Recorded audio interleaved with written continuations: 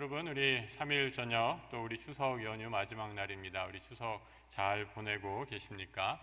우리 지금 올라오시는 분도 있겠다 싶고요. 이미 우리 명절에 가족들 다 만나고 또 가족 간의 모임 다 마치신 분도 있겠다 생각이 듭니다. 우리 오가는 길 평안하게 추석 마무리하시고 또 새로운 한 주 이제 연휴의 끝 잘 마무리하시길 바랍니다. 오늘은 위대한 신앙인을 따라 네 번째 시간, 흔들리는 사람 헤롯 대왕, 이렇게 제목을 잡아봤는데요. 이 성경에 헤롯이라는 왕의 이름이 여러 명 등장합니다. 그래서 참 헷갈리는 이름 가운데 하나가 헤롯 왕이 아닌가 싶습니다. 그래서 오늘도 사실은 헷갈리는 이름이에요. 어떻게 이 혼동이 되는가? 사실 오늘 본문에서 마가복음 6장에서 읽은 이 헤롯 왕은 이 헤롯 대왕이 아니라 헤롯 안디바라는 왕이 오늘 본문에 나오는 주인공이고요. 이 헤롯 대왕은 오늘 제목으로 있는 흔들리는 사람 헤롯 대왕이다라는 사람은 오늘 본문의 아버지가 헤롯 대왕입니다. 그래서 오늘 이 헤롯 가문, 이 헤롯 왕, 유다 역사에서, 이스라엘 역사에서 예수님 오신 시대에 헤롯 왕, 헤롯 가문이 아주 여러 가지 혼란기에 이 나라를, 유다 지방을 다스리고 있었는데 이들이 어떠한 역할을 했는가라는 것을 살펴보고요. 오늘은 이 사람들을 쫓아가는 것이 아니라 헤롯 가문의 사람들을 통해서 우리 영적으로 좀 반면교사로 삼는, 이렇게 신앙생활하면 안 되겠다라는 그런 반면교사로 삼는 그런 시간이 되기를 바라면서 오늘 헤롯이라는 인물을 한번 주인공으로 삼아 보았습니다. 나눠드린 유인물에 여러분 헤롯 가문의 가계도라고 이렇게 기록이 되어 있는데요. 아마 이 뒤에 화면으로는 좀 작게 되어 있어서 잘 안 보이시리라 생각합니다. 그런데 여러분들 유인물 보시면 잘 보이시리라 생각하고요.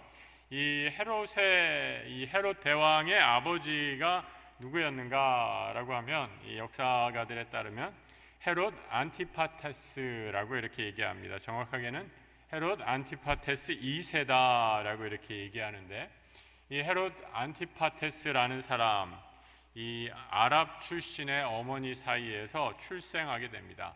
기원전 약 73년경에 태어난 사람이 맨 꼭대기에 있는 헤롯 안티파테스 2세라는 사람이죠. 그래서 이 사람은 이두메 출신, 이두메라는 건 성경의 에돔 출신이다라고 이렇게 얘기하는데요. 이 에돔 출신으로 이 유다를 다스리는 행정관, 그러니까 다시 말해서 좀 더 구체적으로 세금 징수관, 이 최고, 이 뭐 요즘으로 얘기하면 뭐 국세청장 정도의 직위를 가지고 이 지방을 다스리는 역할로 임명이 됩니다. 그런데 이 헤롯 안티파테스가 이 유다 지역을 다스려 보니까 유대인들에게는 특별히 중요한 게 그들의 종교다라는 것을 발견하게 되죠. 그래서 이 헤롯 안티파테스가 아예 유대교로 개종을 하게 되죠. 그리고 이제 이곳 지역을 이 유대인들의 지지를 얻기 위해서 유대교로 개종을 하게 되면서 나중에 이 헤롯 안티파테스의 아들 둘에게 이 지방, 그때는 이제 왕위가 세습이 됐으니까 로마의 인정만 받으면 왕위까지도 세습이 되던 시대여서 헤롯 안티파테스의 두 아들에게로 왕위를 넘겨주게 되고, 그 아들 둘 가운데 헤롯 대왕, 예수님 시대에 이 유다 지역을 다스렸던 왕이죠. 헤롯 대왕. 그래서 영어로는 헤롯 the Great 이렇게 표기를 하는데요.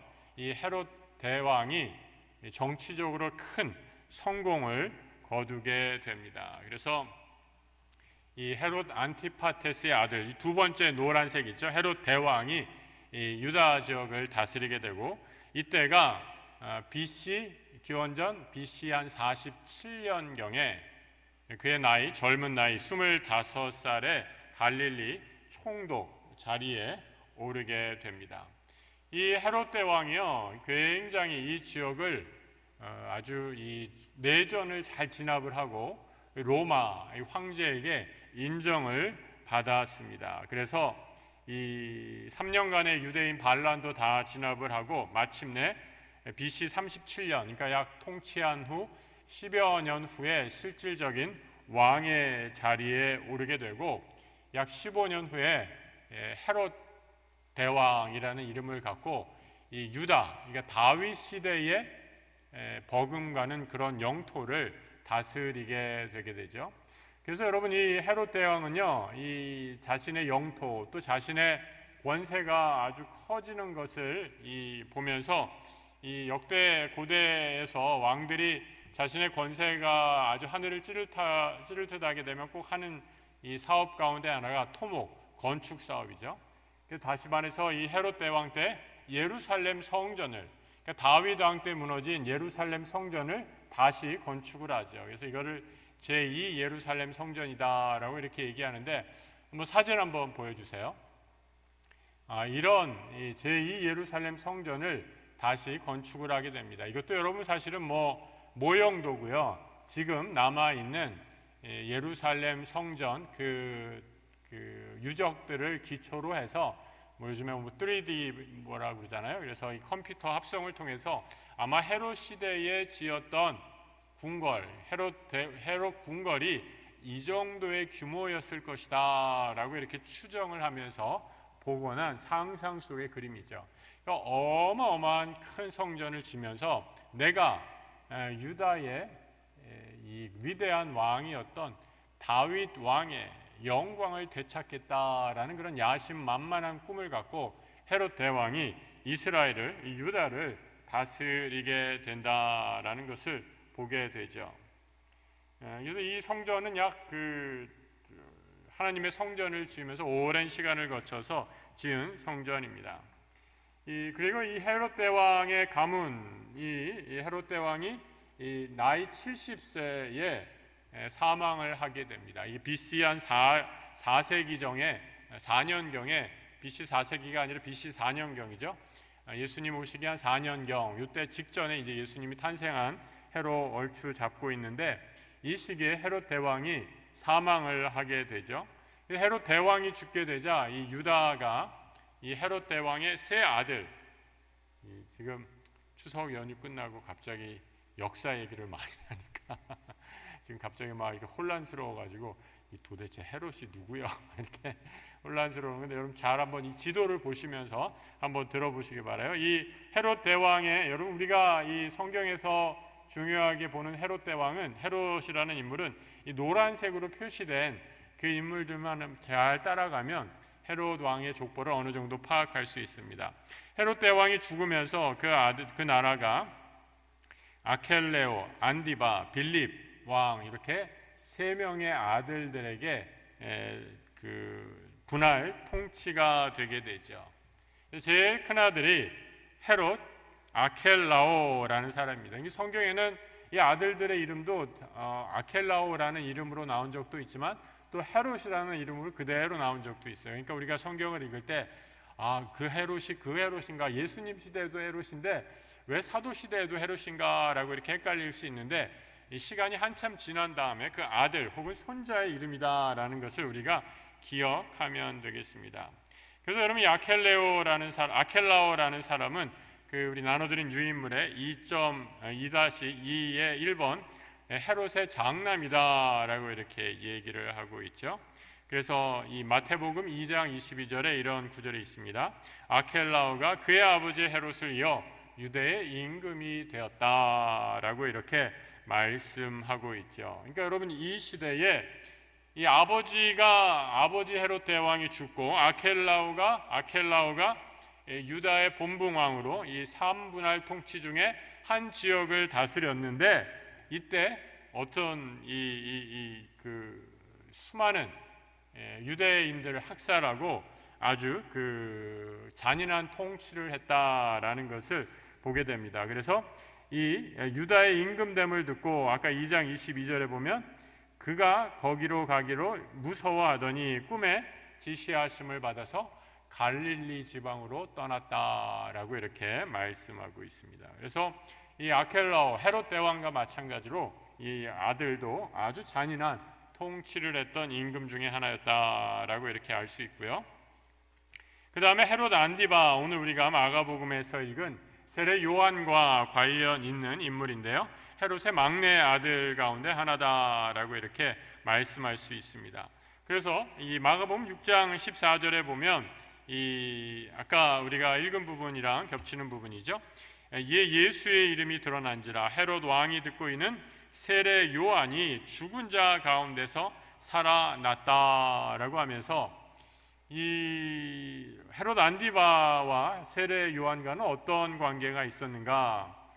헤롯이 이 헤롯 안디바의 동생이 여러분 이 노란 칸에 보면 빌립 2세라고 되어 있는데 헤롯 빌립이라는 이 왕이 있었습니다. 그런데 이 헤롯 빌립의 아내를 뺏었어요. 이 헤롯 빌립의 아내가 이름이 헤로디아라는 여인이었는데 이 헤로디아라는 여인을 뺏어서 자기의 아내로 삼았습니다. 그런데 세례 요한이 이를 비난하게 되자 오늘 본문에 나온 것처럼 이 일로 이 세례 요한에게 앙심을 품고 이 헤롯 안디바가 세례 요한을 처형하는 그런 일들이 일어나게 되었다라는 거죠. 그리고 쭉 아래 보면 이 세 번째 칸에 보면 이 3대에 걸쳐서 나오는데 맨 아랫단 바로 위에 헤롯 아그리빠라는 사람이 나옵니다. 헤롯 아그리빠 1세라고 되어 있죠. 이 사람은 이제 그 갈릴리 본붕왕 안디바 헤롯 안디바에 이어서 갈릴리 본붕왕에 올랐는데 유다와 사마리아 지역을 다스립니다. 그런데 이 지방에서 이 유대교 지도자들의 환심을 사기 위해서 아주 이 기독교인들을 탄압합니다. 특별히 이 헤롯 아그리빠 1세가 야고보 사도를 죽이고 베드로를 죽이고자 했던 그 일들이 사도행전에 드러나 있는 것을 보게 됩니다. 12장 1절에서 3절 이렇게 돼 있죠.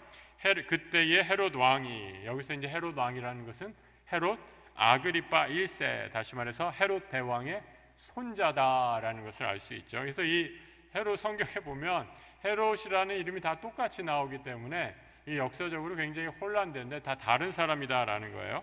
그래서 헤롯 아그리빠 1세가 손을 들어 교회 중 몇 사람을 헤아려 하여 요한의 형제 야고보를 칼로 죽였다라고 하고 유대인들이 이 일을 기뻐하는 것을 보고 베드로도 잡으려고 할새 무교절 기간에 이런 끔찍한 일을 저질렀다라는 거죠.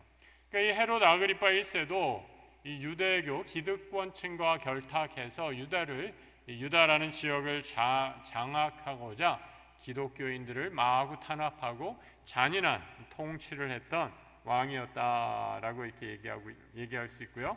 그 다음 장에 보면 헤롯 아그리빠 2세, 당연히 헤롯 아그리빠 1세의 야고보를 죽인 아까 헤롯 아그리빠 1세의 아들이 되겠고 헤롯 대왕의 증손자가 되겠습니다. 이 2세는 또 어떠한 일로 이 성경에서 등장하는가? 이 사도 바울과 이 변론을 한 헤롯 왕이 바로 헤롯 아그리빠 2세입니다. 그러니까 재판장에서 사도 바울이 헤롯 아그리빠 2세가 주관하는 재판장에 서게 되는데 사도 바울이 여기서 뭐라고 주장을 하냐? 나는 로마의 시민이다 라고 이렇게 주장을 하게 되죠. 그러니까 헤롯 아그리빠는 사실 바울의 변론을 쭉 들으면서 이 바울이 이 변론을 쭉 듣고 있으니까 바울이 지은 죄가 별로 없어요. 그래서 만약에 바울을 그냥 놓아주려고 그랬는데 그 순간 내가 로마의 시민이다 라고 이렇게 주장을 하니까 로마의 시민은 반드시 로마로 가서 황제의 재판을 받게 돼 있었거든요. 그래서 어쩔 수 없이 이 사도 바울을 로마로 호송하는 일에 관여하게 되는 그런 일로 등장하는 인물이 바로 헤롯 아그리빠 2세다라는 거죠. 그래서 그 일이 그 사도행전 26장 27절 이하에 이렇게 나와 있죠. 아그리빠 왕이여. 여기서 이 아그리빠라는 것은 헤롯 아그리빠 2세를 말하는 것입니다. 선지자를 믿으시니까, 이건 바울이 지금 외치는 거예요. 믿으시는 줄 아나이다. 아그리빠가 바울에게 이르되 내가 적은 말로 나를 권하여 그리스도인이 되게 하는도다. 바울이 이르되 말이 적으나 많으나 당신뿐만 아니라 오늘 내 말을 듣는 모든 사람도 다 이렇게 결박된 것 외에는 나와 같이 되기를 원합니다 라고 이렇게 그 법정에서 증거하는 내용이 사도행전에서 헤롯 아그리빠 2세와 관련된 일로 드러나고 있는 것을 보게 됩니다. 그래서 여러분, 이 헤롯 대왕, 헤롯 가문의 여러 인물들이 이 성경에 이 부분 등장하고 있는데, 그래서 이 인물들이 역사적인 우리가 배경을 모르면 혼돈하게 되고요. 그래서 우리 앞장에서 다시 한번 살펴보면 이 노란색으로 칠해진 부분들이 헤롯 대왕의 가문에 있어서 성경에 등장하는 중요한 인물들이다라고 이렇게 얘기할 수 있습니다. 그런데 이 헤롯 가문에 흐르는 어떤 하나의 영적인 문제들, 고질적인 질병들이 이 가문에 그대로 드러나고 있다라는 거죠.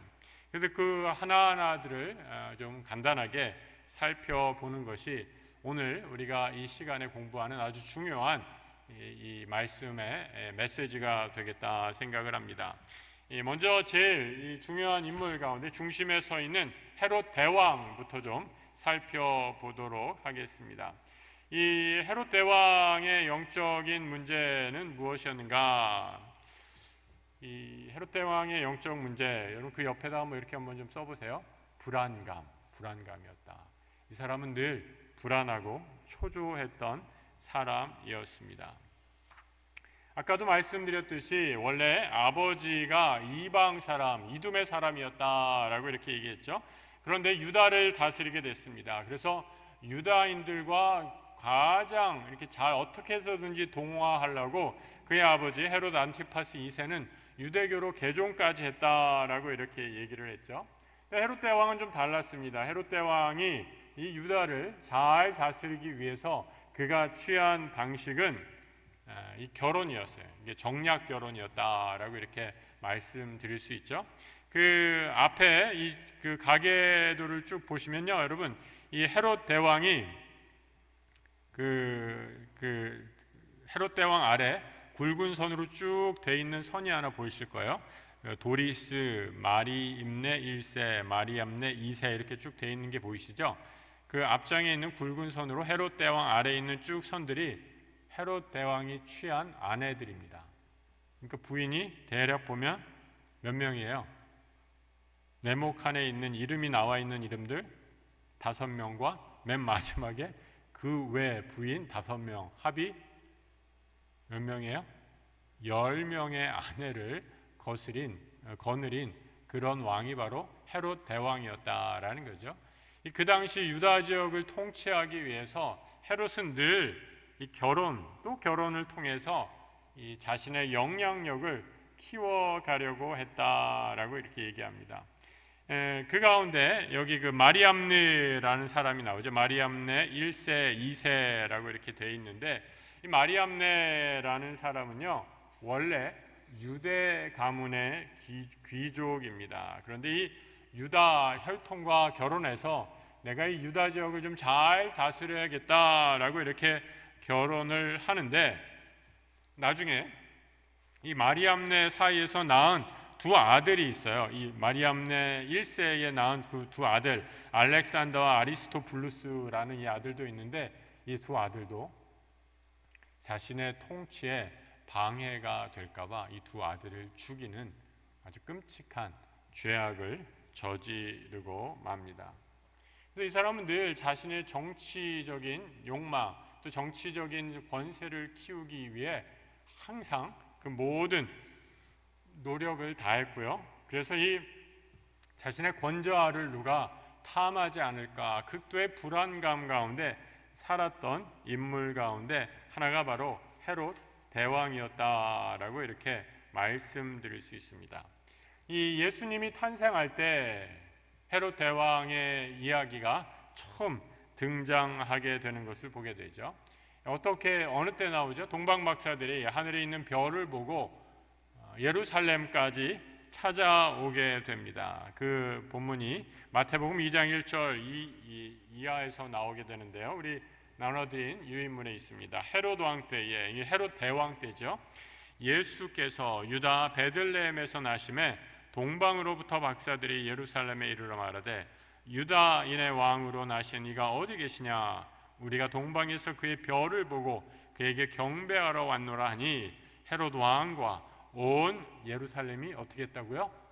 듣고 소동했다라고 이렇게 말씀하고 있어요. 여러분, 사실 헤롯 대왕 얼마나 권세가 센, 아까 이 예루살렘 성전 그거 보셨잖아요. 그야말로 그의 심의 절정에 있을 정도로 그런 웅장한 건물을 지을 정도로 막강한 통치력, 힘을 가진 왕이었는데, 동방에서 어떤 박사들이 와서 뭐라고 지금 얘기하고 있는 겁니까? 유다인의 왕으로 난 아이가 어디 있습니까? 우리가 그 아이를 찾으러 왔습니다. 이렇게 얘기하니까 헤롯 왕과 그 성에 있는 모든 사람들이 크게 소동하고 난리가 났다라고 이렇게 말씀하고 있는 것이죠. 그래서 이 말을 듣고 이 헤롯 왕이 취한 행동, 헤롯 대왕이 취한 행동이 무엇이었는가? 이 잠재적인 정치적인 위협이 되는 이 아이를 다 죽여버려야겠다라고 생각하면서 7절, 8절에 이렇게 이어집니다. 이에 헤롯이 가만히 박사들을 불러 별이 나타난 때를 자세히 묻고 베들레헴으로 보내며 이르되, 가서 아기에 대하여 자세히 알아보고 찾거든 내게 고하여 나도 가서 그에게 경배하게 하라라고 이렇게 말하고 있죠. 그런데 여러분, 이거는 어떤 음모였습니까? 그 아이를 찾아서 그 아이를 죽이고자 하는 음모였죠. 그런데 동방 박사들, 지혜 있는 사람들이 헤롯 대왕의 음모를 알고 이렇게 처신을 하죠. 16절, 이에 헤롯이 박사들에게 속은 줄 알고, 그러니까 아이가 태어난 곳을 알려주지 않고 이 동방 박사들이 떠나게 되고, 헤롯은 박사들에게 속은 줄 알고 심히 노하여 사람을 보내요. 이 헤롯 대왕이 이 명한 아주 끔찍한 명령이 그 다음에 이렇게 이어지고 있죠. 베들레헴과 그 모든 지경 안에 있는 산의 아이를 박사들에게 자세히 알아본 그때를 기준하여 2살부터 그 아래로 다 죽여버렸다라고, 그야말로 전무후무한 유아 살해 명령을 내리는 아주 잔인한 왕으로 묘사되고 있는 것을 보게 됩니다. 헤롯 대왕, 예수님 시대에 예수님이 이 땅에 태어나실 때 헤롯 대왕이 유다를 다스리고 있었고, 근데 그의 영적인 문제, 이 정치적인 불안, 자신의 권좌를 지키기 위해서 늘 불안에 떨고 있는 사람이 자신의 힘을 통해서 행하는 악행이 성경에 그대로 드러나고 있다라는 거죠. 그리고 이 헤롯 대왕의 아들 가운데 하나였던 이 헤롯 안디바의 문제는 무엇이었는가? 오늘 마가복음의 이야기에서 살펴볼 수 있는 것처럼 한마디로 이렇게 한번 정의를 해봤어요. 쾌락이 그의 삶을 지배하는 사람이었다라고 이렇게 말하고 있습니다. 이 마가복음 6장 20절에 이렇게 말씀하고 있죠. 이게 헤롯 안디바입니다. 헤롯 대왕의 아들이죠. 세례 요한을 의롭고 거룩한 사람으로 알고 두려워하여. 여러분, 여기까지 읽으면 헤롯 안디바가 신앙이 있는 사람이구나 이렇게 생각할 수 있어요. 뭐 그런 것 같아요. 또 그렇게도 보여요. 세례 요한 의로운 사람인 줄 알았어요. 거룩한 사람인 줄 알았어요.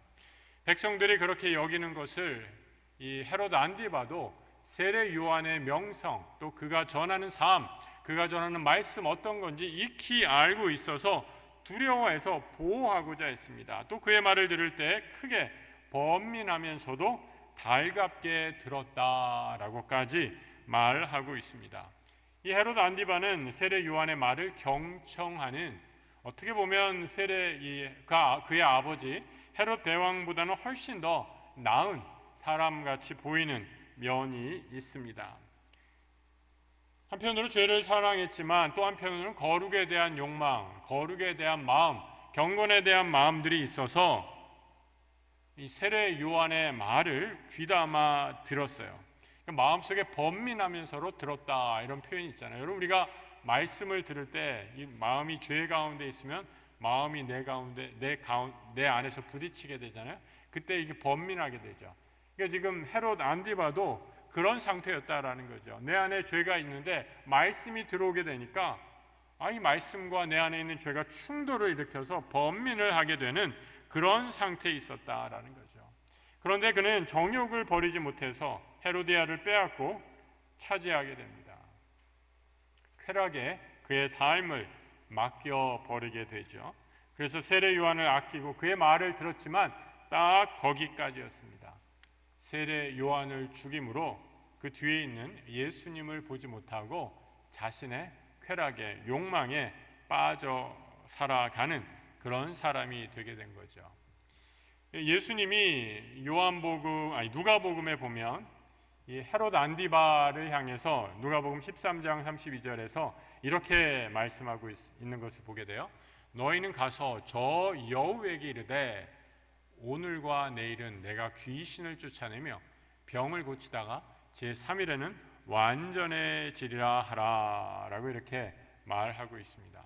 그러니까 헤롯 안디바는 예수님이 사역할 때 예수님의 사역과 그 행동에 대해서 굉장히 민감하게 반응했던 것 같아요. 그래서 예수님이 어떤 활동을 하시나 이렇게 막 그 첩자도 보내고 사람들의 여론도 조사하고 이런 것처럼 보이는데 예수님이 그런 헤롯 안디바의 모습을 보면서 뭐라고 얘기하세요? 저 여우에게 이르되 내가 지금 행하는 이적과 기사를 알려주어라 라고 이렇게 말하고 있습니다.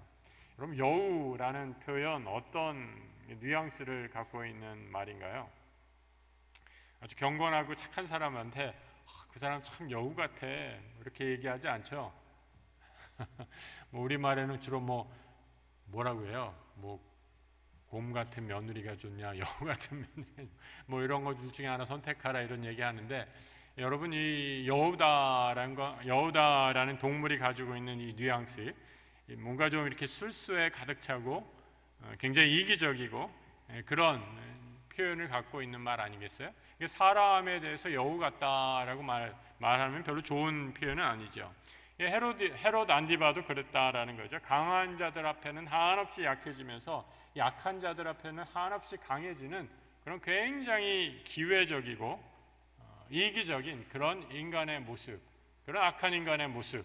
예수님도 헤롯 안디바를 아시면서 그는 여우라라고 이렇게 말씀하고 있다라는 거죠. 이 헤롯 안디바의 모습을 보면 말씀을 듣기는 들어요. 그런데 회개의 자리까지 나가지 못하는 사람이다라는 것을 보게 됩니다. 아까 우리가 살펴봤듯이 이 세례 요한의 말을 들으면서 마음의 번민까지 했다라고 이렇게 얘기하는데, 여러분 번민했으면 그 다음에 나아가야 될 영적인 단계는 뭡니까? 내가 이런 죄에서 돌이켜야겠구나, 자기 부인과 회개까지 나가야 되는데 헤롯 안디바는 그 자리까지 나아가지 못하고 번민했다가 어떻게 돼요? 다시 말씀으로 돌이키는 것이 아니라 다시 죄로 돌이켜서 자신의 쾌락에 빠져서 깊이 죄로부터 돌이키지 못하는 그런 삶을 살아가는 인물로 묘사되고 있다라는 것이죠. 또 이 헤롯 안디바의 모습을 통해서 보게 되는 것은요, 이 하나님을 두려워하지 않고 사람을 두려워하는 사람이었다라는 것을 확인해 볼 수 있습니다. 처음에는 헤롯 안디바가 세례 요한의 말을 귀 기울여 들으려고 했고요, 그의 말을 마음에 많이 두었습니다. 아마 하나님의 말씀을 마음에 뒀다라는 것이기보다는 이 세례 요한이 갖고 있는 영향력, 이스라엘 백성을 향한 영향력 때문에 그를 굉장히 두려워하고 신경을 많이 썼다라는 것 같아요. 그래서 모든 일에 이 세례 요한이 어떻게 하는가, 가능하면 그의 말을 따르려고 했는데 사람을 두려워한 거죠. 하나님을 두려워한 것이 아니라. 그런데 결국은 사람이냐 하나님이냐 택하는 순간에서 그는 자신의 쾌락을 쫓았고 사람들의 평판을 무서워해서 그 사람들을 쫓았다라고 이렇게 얘기하는 것을 보게 됩니다. 여러분 오늘 본문에서도 그게 그대로 나와 있죠. 이 6장 26절에 한번 보세요. 왕이 심히 근심하나, 번민했다라는 거잖아요. 그런데 자기가 맹세한 것, 자기가 왕으로서 맹세한 것과 그 다음에 나온 것을 보세요. 그 앉은 자들로 인하여 그를 거절할 수 없어서라고 이렇게 돼 있잖아요. 이스라엘의 귀족들, 유다의 귀족들이 다 모인 자리에서 헤로디아의 딸이 자신을 즐겁게 하고 모은 그 참석한 손님들의 흥을 돋구니까 이 헤롯 안디바가 그 분위기에 칠해서 이렇게 얘기한 거 아니에요. 내가 너의 소원을 다 들어주겠다, 나라의 절반이라도 떼어주겠다라고 이렇게 얘기했는데, 이 헤로디아의 딸이 영악하게 어머니에게 가서 내가 지금 아버지에게 무엇을 청할까요? 헤롯 안디바에게 무엇을 청할까요? 라고 이렇게 물으니까 헤로디아가 이렇게 딸에게 말을 한 거죠. 세례 요한의 목을 가져오라, 이렇게 말한 거잖아요. 그래서 그 말을 듣고 헤롯 안디바가 근심합니다. 하지만 근심했을 뿐 사람들의 말이, 사람들이 나를 어떻게 평가할까, 이것에 더 큰 근심에 빠져서 그 선지자를 죽이는 죄를 짓고 만다라는 거죠. 여러분, 정말 이 헤롯 안디바의 모습을 보면서 그런 경우가 있어요. 이 두려움 때문에 신앙생활하는 사람, 정말 그런 분들이 있더라고요. 하나님이 나한테 벌 주실까 봐 교회 다니는 분들 계세요.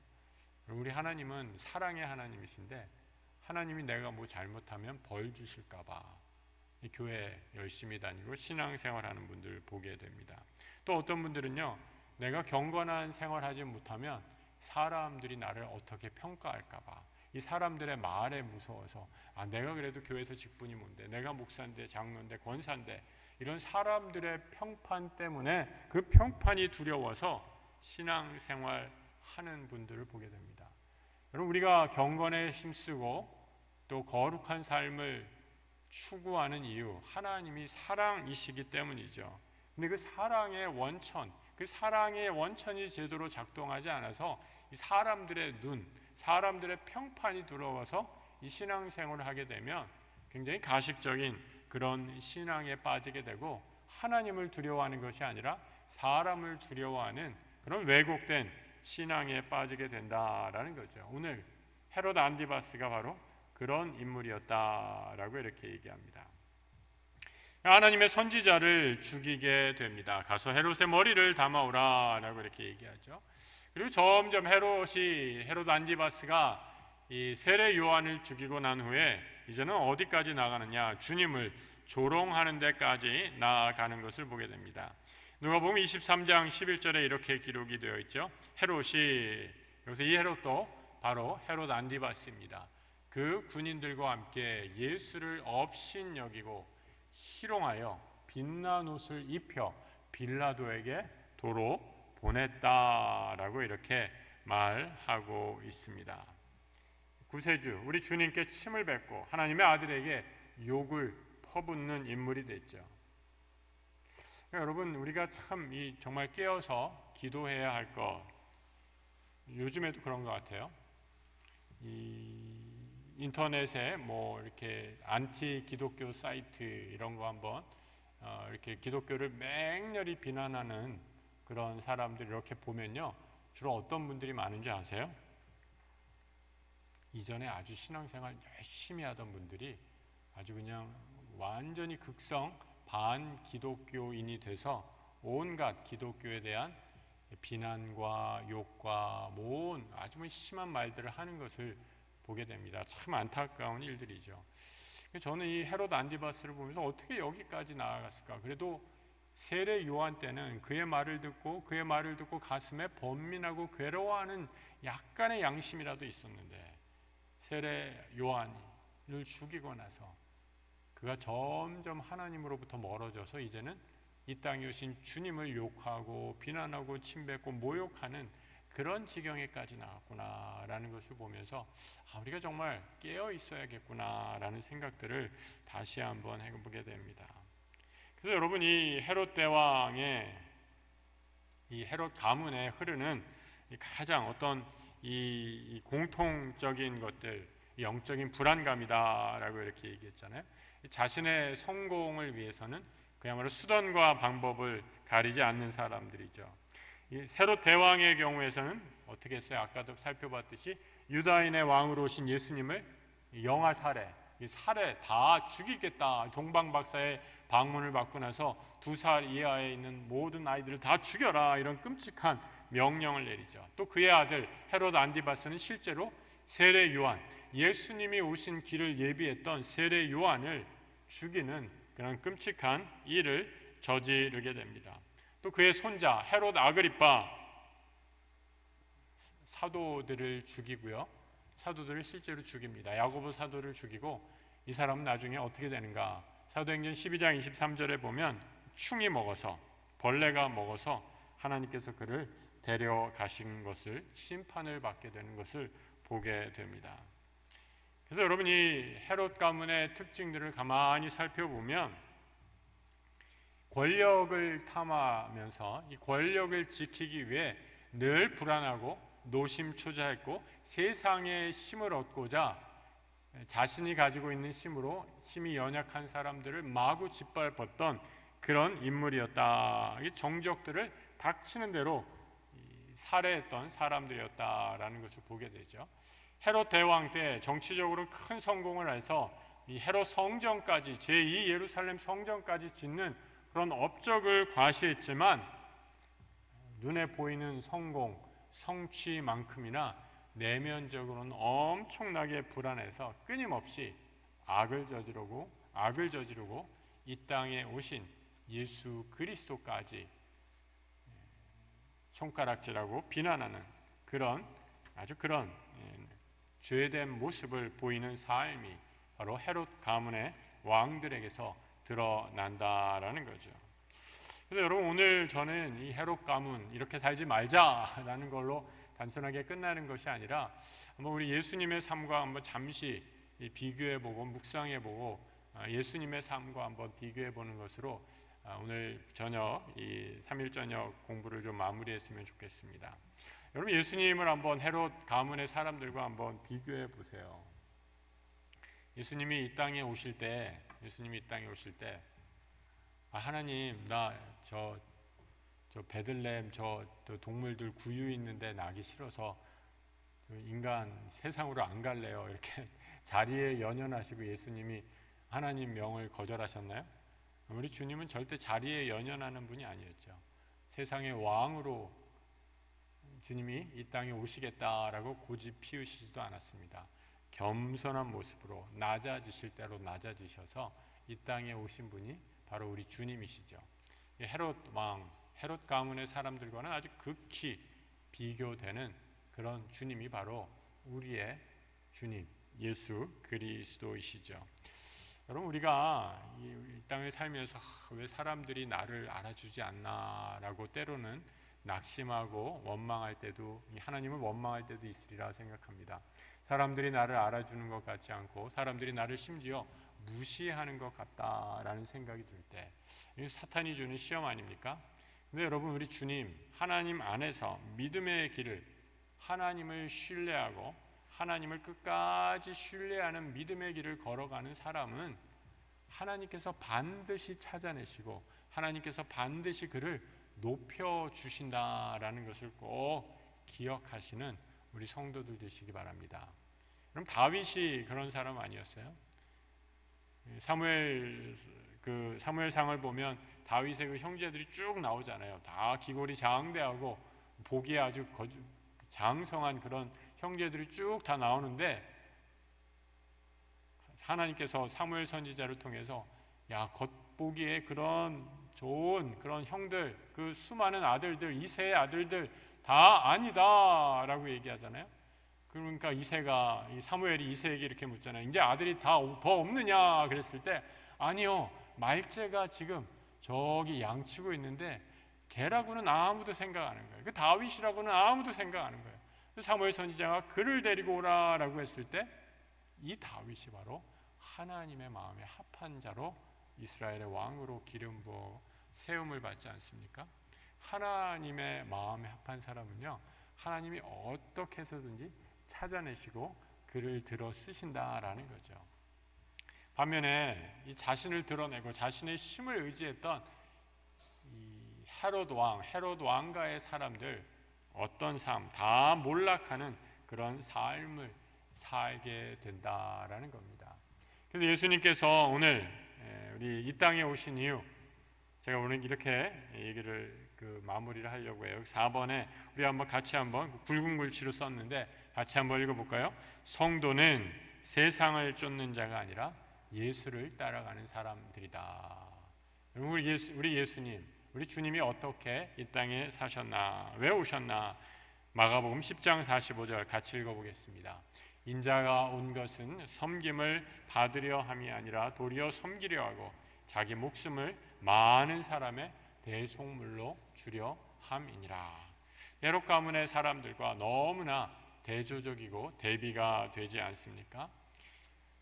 오늘 3일 저녁에 이 헤롯 가문에 흔들리는 사람들, 믿음에 흔들리고 자신의 욕심에 사로잡혀서 살아가는 그런 인생이 아니라 예수님께서 이 땅에 오셨던 것처럼 섬기면서 하나님의 손에 붙들려서 우리가 겸손한 삶을 살아갈 때 내 삶이 사람들에게 알아주지 못한다 할지라도 하나님이 나를 들어서 높이 쓰신다라는 그런 믿음의 자긍심을 가지고 살아가는 하나님 나라의 백성들, 예수를 따라가는 그런 믿음의 사람들 다 되시기를 우리 주님의 이름으로 축복합니다. 우리 함께 기도하며 나아가도록 하겠습니다. 오늘 여러분들 헤롯 대왕 또 헤롯 안디바 그 밖에 여러 헤롯 가문의 사람들을 잠깐씩 다뤘는데요. 여러분 오늘 말씀을 들으면서 어떤 부분이 마음에 와 닿으셨는가 모르겠습니다. 여러분 우리가 먼저 기도했으면 좋겠는 그런 좋은 그런 기도 제목을 한번 나누어 드리려고 합니다. 헤롯 가문 사람들처럼 내 욕심이, 내 쾌락이 주인이 되어서 하나님을 버리는 일 없게 해달라고 이 밤에 함께 기도했으면 좋겠습니다. 이 헤롯 안디바라는 사람에게서 본 것처럼 처음부터 그는 완전히 가망 없는 사람은 아니었습니다. 말씀을 듣고 세례 요한의 말에 번민하고 고민할 줄 아는 사람이었다라는 거죠. 하지만 그가 점점 자신의 욕심에 욕망에 사로잡히게 되었을 때 하나님을 떠나고 아들 예수를, 이 땅에 오신 구세주를 비난하고 모욕하는 자리에까지 이른 것을 보면서 믿음을 우리가 제대로 지키지 않으면 그런 자리까지 나아갈 수 있다라는 예로 하나님께서 오늘 우리에게 보여주시는 것이 아닌가 생각합니다. 하나님, 우리는 성도라는 이름을 가진 사람들입니다. 예수님을 따라가는 사람들입니다. 세상을 쫓아가지 않고 내 욕심 때문에 주님을 버리는 것이 아니라 내 욕심을 버리고 주님을 쫓아가는 그런 믿음의 사람 되게 해 주십시오. 하나님을 더 온전히 따르는 깨끗한 마음 허락해 주십시오. 이 시간 우리 함께 기도하며 나아가도록 하겠습니다. 함께 기도합니다. 하나님 아버지, 헤롯 가문 사람들처럼 내 욕심 때문에 내 욕망의 노예가 되어 믿음을 따라가지 못하고 말씀을 따라가지 못하는 어리석은 일 범치 않게 해주옵소서.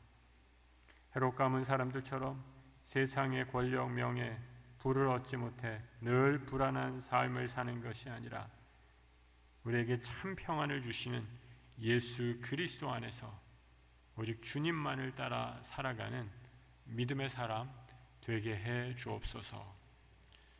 오늘 우리에게 참 평안을 주시는 예수 그리스도 이름 붙잡고 우리 믿음의 공동체 환우들을 위해 기도합니다. 주님, 나사렛 예수 그리스도 그 능력의 이름 붙잡고 기도하오니 모든 병마, 연약함 물러가게 해 주시옵소서. 주께서 역사하실 때 연약함들 강해지고 모든 고통 물러가고 세상 근심 걱정 사라지는 평강의 은혜 누리게 하여 주시옵소서. 지금은 우리 주 예수 그리스도의 은혜와 우리 하나님 아버지의 크고도 놀라우신 사랑하심과 성령님 역사하시고 교통하심이 오직 예수 이름 붙잡고 우리 주님이 이 땅에 오셨던 것처럼 섬김의 왕으로 오셨던 것처럼 우리도 겸손히 주님을 따라 섬기는 삶 살기로 다짐하는 흩어진 우리 모든 믿음의 성도들 위해 하늘의 평강을 누릴 우리 모든 성도들 위해 지금부터 영원토록 함께 하시기를 간절히 축원하옵나이다. 아멘.